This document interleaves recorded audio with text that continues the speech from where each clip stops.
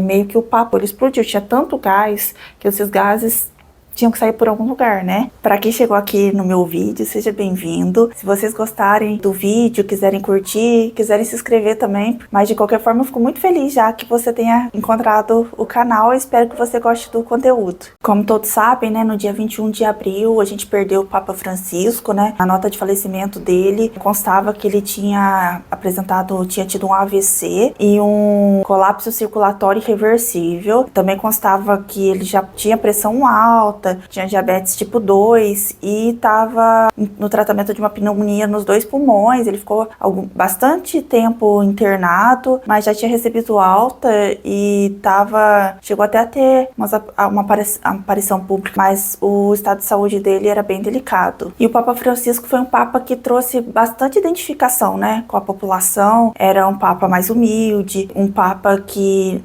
desde a época dele na Argentina, ele já se dedicava a proteger os mais necessitados, a lutar pelos mais necessitados. Inclusive, ele era um papa que fez oposição ao governo dos Kirchner e tudo mais. E aí, quando ele ascendeu ao papado, ele também escolheu um nome para representar ele, né, como papa, o nome Francisco, justamente em referência ao São Francisco de Assis, que foi um santo que renunciou à riqueza para viver na pobreza e dedicar a sua vida aos mais pobres. Inclusive, até no funeral, o Papa ele quis que fosse uma cerimônia que mostrasse mais simplicidade. Segundo o Monsenhor Diego Ravelli, mestre de cerimônias litúrgicas, as escolhas desse funeral tinham como objetivo que mais de que um funeral de um Papa, do líder da Igreja Católica, que é uma instituição que tem bastante poder, bastante riqueza, era o funeral de um pastor, de um discípulo de Cristo. Inclusive, entre os desejos do Papa Francisco, foi ser enterrado com sapatos já gastos, que ele já usava,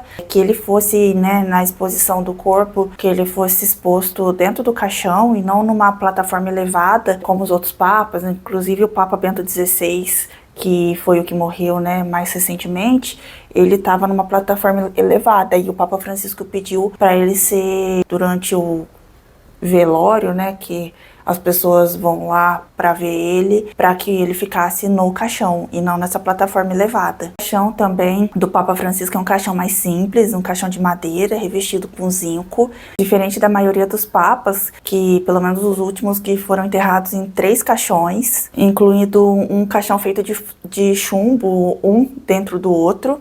E a escolha do material desses caixões tem até a ver com relação à preservação do corpo do Papa, porque um caixão mais hermético, com pouca entrada de ar, conserva mais o corpo, pouca entrada de ar e umidade. E aí, muitas vezes, o que acontece com esses papas? Eles acabam sendo desenterrados para a questão, muitas vezes, quando vai fazer, por exemplo, o Papa vai virar santo, alguma coisa nesse sentido, e eles precisam exumar o corpo. A coisa diferente desse Papa é que ele não foi enterrado na Basílica de São Pedro, Ele vai ser o primeiro Papa em mais de um século a ser enterrado fora do Vaticano. Gostava muito de rezar na Basílica de Santa Maria Maggiore e é onde ele escolheu ser enterrado. 7 papas já haviam sido enterrados na Basílica de Santa Maria Maggiore. São papas de épocas mais antigas. Foram enterrados entre 1216 e 1669. O último papa que tinha sido enterrado fora da Basílica de São Pedro tinha sido o Papa Leão VIII.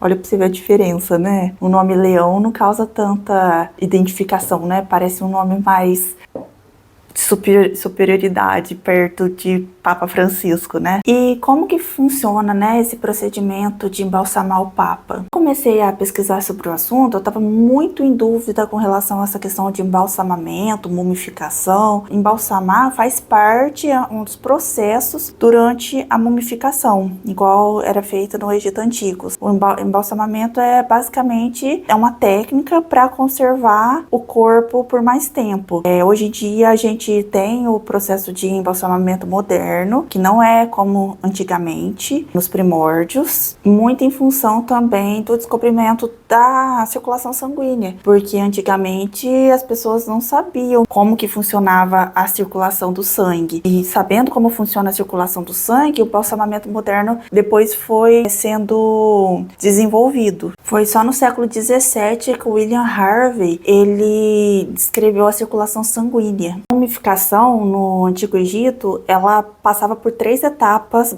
basicamente. Tinha como principal objetivo remover a umidade do corpo para o corpo ser preservado por mais tempo. A coisa que eles faziam era retirar os órgãos internos, que é a parte do corpo que começa a se decompor primeiro. Na verdade, eles acabavam deixando só o coração, que era considerado o centro do ser da inteligência. Então, tirando o coração, o cérebro era retirado pelo nariz e os outros órgãos também todos retirados. Depois, esse corpo ele era coberto por um composto natural de sais de sódio, que era para retirar toda a umidade, por isso, e deixava o corpo bem seco, ainda reconhecível, mas bem seco. E depois o corpo era envolvido em centenas de metros de linho. Outra coisa também que acontece é a mumificação natural do corpo, que não tem nenhum tipo de intervenção humana. O contexto dessa mumificação natural normalmente depende de ambiente bem extremo, ou ambiente muito frio, ou um lugar muito quente, que também faz perder muito rápido a umidade do corpo, e isso pode fazer conservar o corpo também, quente seco no caso. Depois que uma pessoa morre, o que acontece? São liberadas enzimas. Essas enzimas elas precisam de um ambiente aquoso para elas agirem. A temperatura é muito alta, o corpo ele pode se desidratar e não dá tempo e nem condições para essas enzimas agirem. Um ambiente muito frio também não é propício nem para a ação dessas enzimas, nem para a ação das bactérias responsáveis pela decomposição. A gente vê com frequência, até notícia assim, de cripta e na Europa, assim, que eles abrem e que tem corpos mumificados nessas criptas. Vão ser lugares que a temperatura é mais baixa, são lugares que não costuma ter umidade, então acaba que não desenvolve um ambiente propício para a proliferação dessas bactérias. Eu estava vendo um artigo e, como tinha dito um antropólogo, ele falou assim que a umidade é o inimigo número 1 das múmias. Umidade é ótima para a decomposição.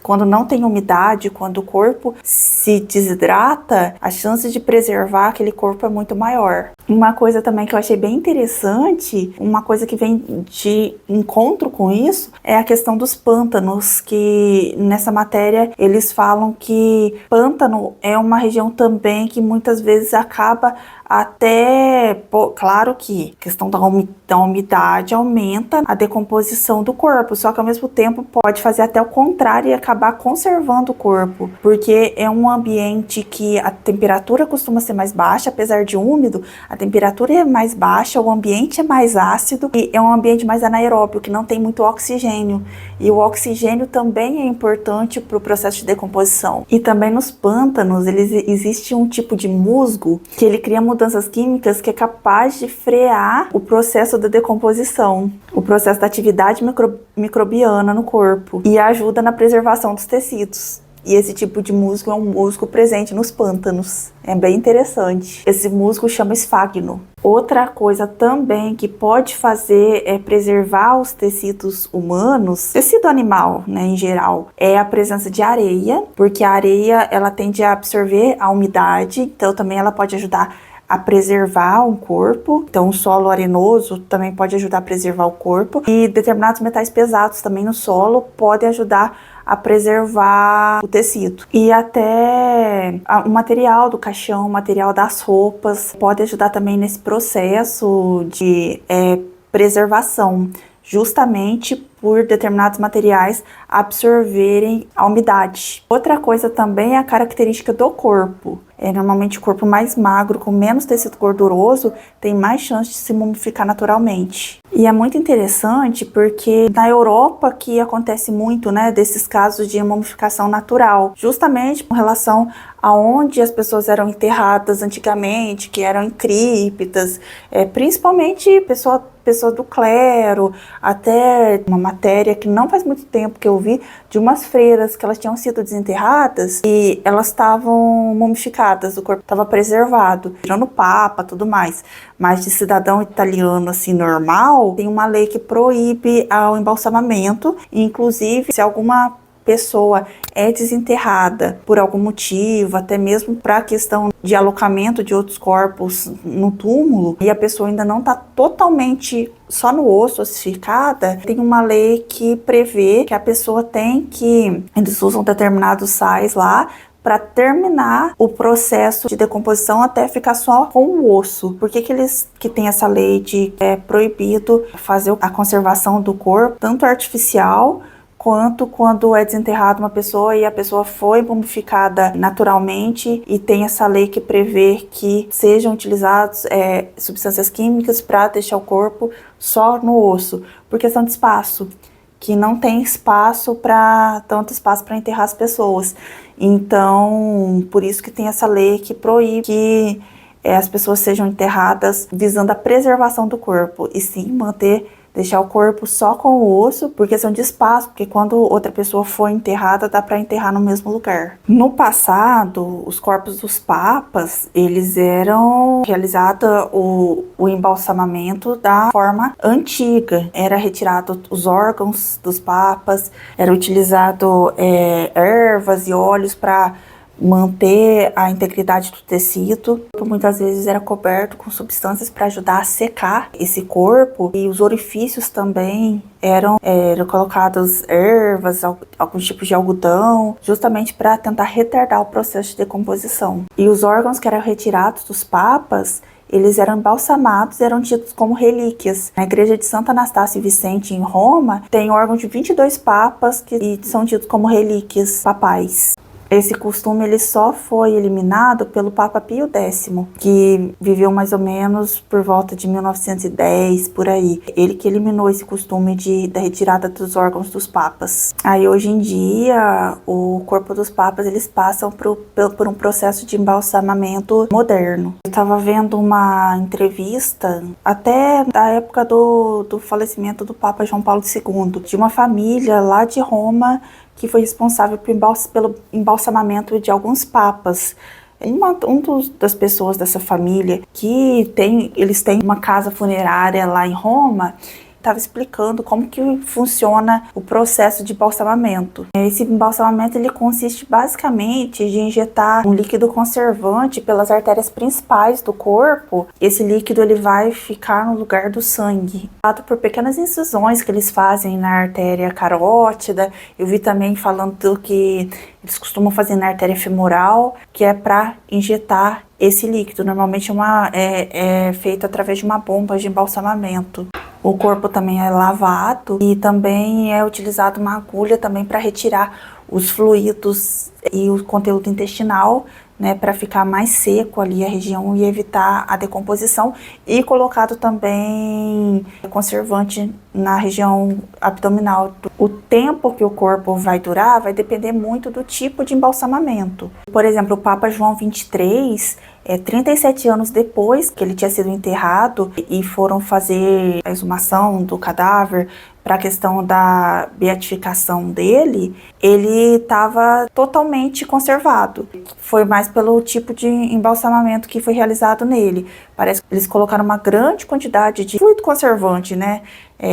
Que eles usam no embalsamamento. Parece que foi mais ou menos 10 litros de fluido que foi colocado pelos vasos sanguíneos desse Papa, e quando o corpo foi retirado, o corpo estava totalmente conservado. Já o Papa Paulo VI, ele já teve um processo de embalsamamento mais leve, segundo o membro dessa família. Então, nesse caso, depois de 2 dias que ele tinha sido embalsamado, ele já começou a perder a cor da pele e das unhas já começaram a se perder. No Vaticano, o corpo do Papa João Paulo II não tinha sido embalsamado, o corpo dele tinha sido só preparado para a exibição pública durante o velório lá no Vaticano.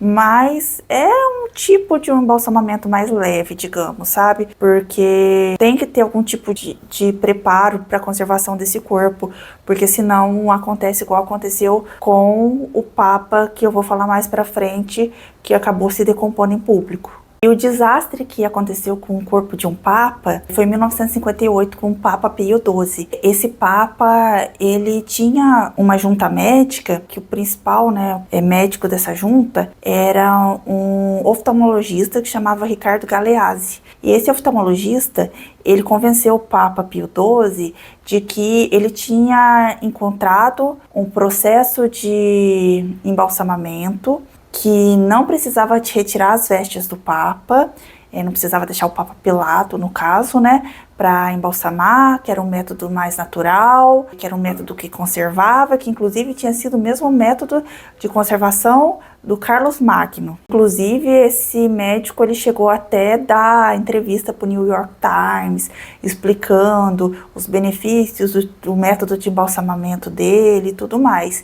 Ninguém sabe se isso ele tirou da cabeça dele, ou se ele já tinha feito estudos, tinha testado isso em algum tipo de animal, algum tipo de corpo, para ver se funcionava esse método de conservação. E no lugar de tentar manter, o corpo em um lugar fresco, drenar os fluidos desse corpo, muitas vezes, igual eles costumam fazer nesse método moderno de embalsamamento, que é colocar, encher de fluido conservante no lugar dos fluidos naturais do corpo. O que ele fez com o Papa? Ele colocou o Papa, meio que o corpo do Papa embebido em ervas, especiarias, óleos e resinas, e envolveu o corpo do Papa numa espécie de plástico. E assim, já era uma região que estava super quente, o Papa envolto em plástico com um monte de líquido ao redor do corpo. Durante o traslado do corpo até a Basílica de São Pedro,